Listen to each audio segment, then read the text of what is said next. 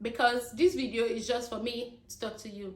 I'm going to put a disclaimer in this video at the beginning and in the course of the video and at the end of the video, because this video is not to discourage you. It is not to tell you whether to come into the UK or for you to tell me to come back to Nigeria. No, I am not coming back to Nigeria.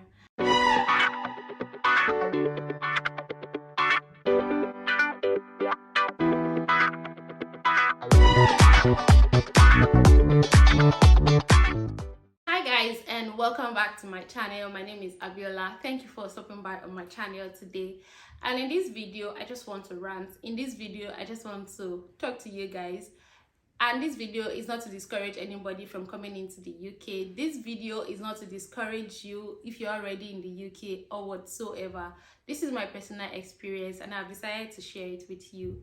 So in this video today, I'm going to be telling you things I wish I knew before I relocated into the UK, or things I feel like it's a regret for me now that I'm already in the UK.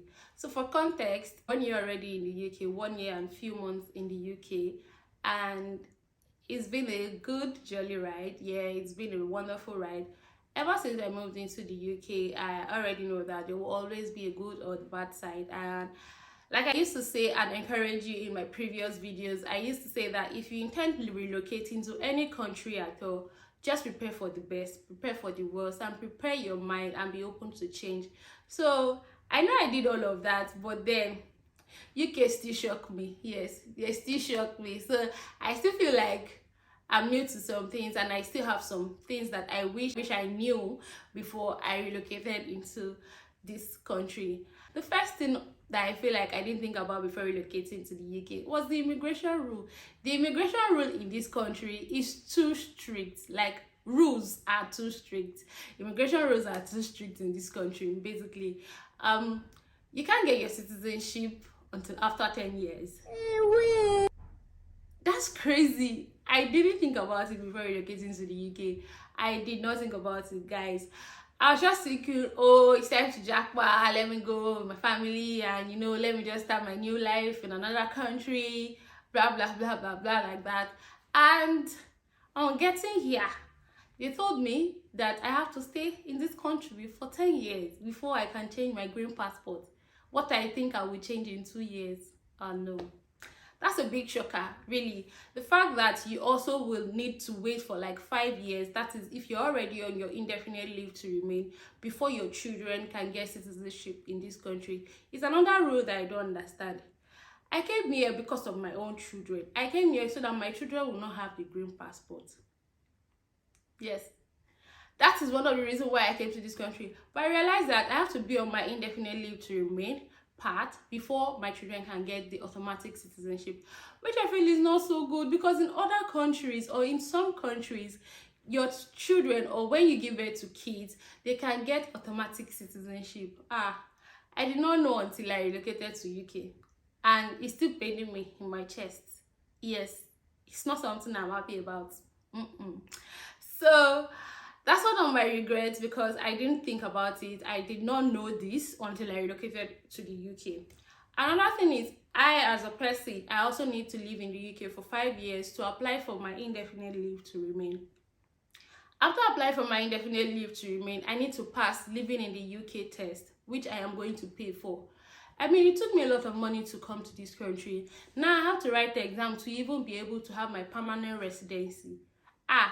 You want to collect the money?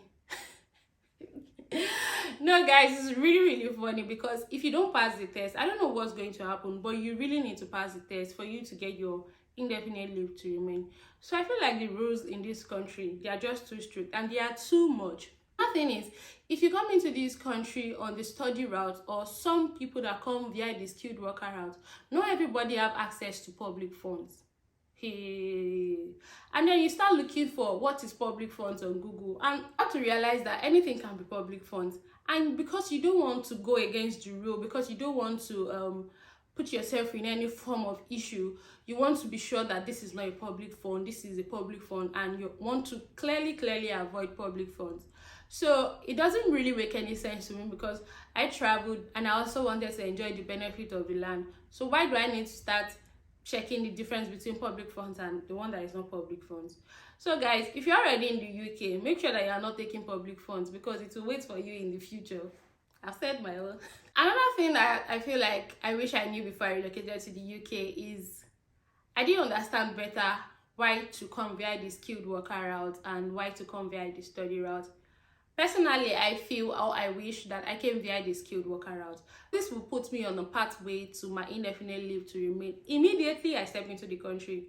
Not like the study route where you have to study and then if you get a job, you have to now change your visa to the skilled worker visa, and then you are now on your pathway to your indefinite leave to remain, and then you are counting down to your 10 years before you can be a citizen of the country.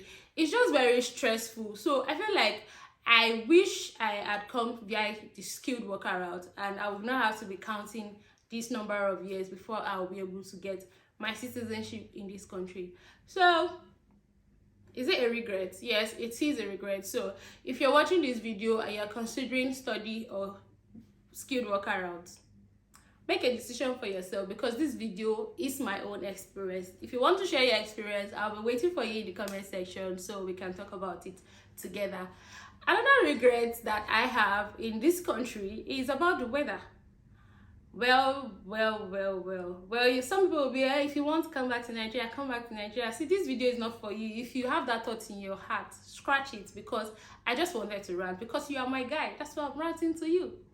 The weather in the UK is funny. Like, I want to say this in a way that will please God. May we not have the character that will be like the UK weather.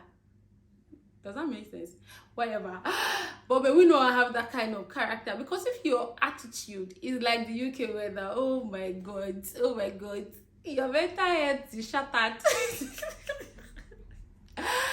Because make it make sense, during the spring, you might see the snow, rain, the sun might shine, and then it might be windy and cloudy and gloomy. Everything can happen in one day. I am tired of the cold. I am legit tired of the cold. Can we have a normal weather? Can we say this is summer and it will be actual summer? Can we say this is spring and it will be actual spring? I think it works like that in some other countries, but it doesn't work like that yet.